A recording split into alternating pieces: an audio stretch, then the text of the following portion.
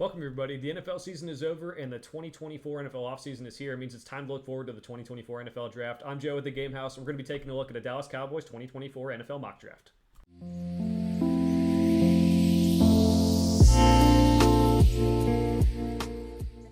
The Cowboys are up in our 2024 NFL mock draft series. As a reminder, we'll be going through every team probably twice before the NFL draft kicks off in late April. As a reminder, we'll be using the NFL mock draft database simulator as well. I like it because it meshes all the big boards together from around the internet instead of just one site's big board. And we'll also be declining all trades as we go through to try to keep it realistic. It's still before free agency, and some of the trades that'll come through that you might see are not going to be the stuff that happens during the draft. So the Cowboys are up. A lot of changes probably needed to be made, but they decided to stick with Mike McCarthy this year. Dak Prescott's contract needs to be reworked. Definitely with a $59 million cap hit. So something to consider here. There's a lot of options the Cowboys can try to improve. I think wide receiver is something they might do. Offensive line is not the same as it has been in past years. I think I'm going to go Jackson Powers-Johnson at a center out of Oregon. I think he can immediately improve the offensive line. You can play him at guard if you need to. And can really help this offensive line protect Dak Prescott. There's arguments to be made. You could pick maybe a wide receiver there, maybe a corner, maybe an offensive tackle as well. But JPJ is a very good interior offensive lineman who can get the job done.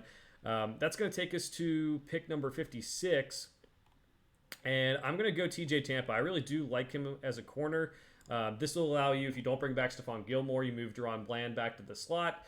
That gives you a lot more flexibility with this team moving forward. It's a need right now. We'll see if free agency makes it not a need. This mock draft might change later on.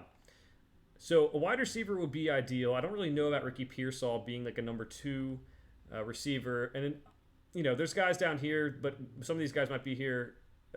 I guess not the next pick. They have to wait a while. But they do need a running back. They have met with Trey Benson at the Combine. We're recording this as the Combine goes on. I think he's a pretty good running back. I think he can open up this offense. You're still going to want to get a bruising running back in free agency, a guy who can kind of get the short yardage stuff. But Trey Benson can make plays happen, and I think that's really going to be big for this offense as well, especially getting offensive line improvements already in this draft. Again, the Cowboys are a team where their needs might change by the end of free agency. So right now, we're taking guys we think are good players, guys that fill needs right now, but that might change. So we'll see how that affects things moving forward. Let's go Jalen Ford, the linebacker out of Texas. Now, a lot of talk about getting a linebacker for this team as well behind Micah Parsons. If you're going to put Micah Parsons at edge rusher a lot, which is best position, even though he can't play linebacker, get a guy who can chase and tackle. I think Jalen Ford could be that guy, or at least start his career on special teams and then work his way more into a role with the Cowboys. Next one up, a lot of options here. I don't really love the board, but let's go Jordan Whittington out of Texas, a guy maybe forgotten about with how many good receivers Texas has and tight end Jatavian Sanders, but I think he can play special teams for you. We'll go Eric Watts, the edge out of UConn. Tested pretty well yesterday at the Combine, so I think maybe a guy you take in the late rounds, have a flyer on him, and see how he does. So once we take some guys we've already taken before, positions-wise, with running back, linebacker, interior offensive lineman, we'll see if there's another position we can take that I like here.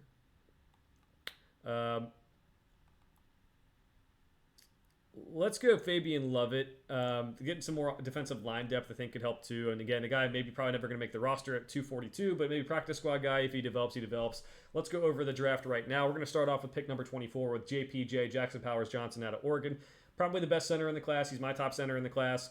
Can immediately help this offensive line, help protect Dak. Then we're going to go TJ Tampa. If they don't bring Stephon Gilmore back, the corner is something you need to address. He's a guy who plays outside, so you move Deron Bland inside. I think that really does help you.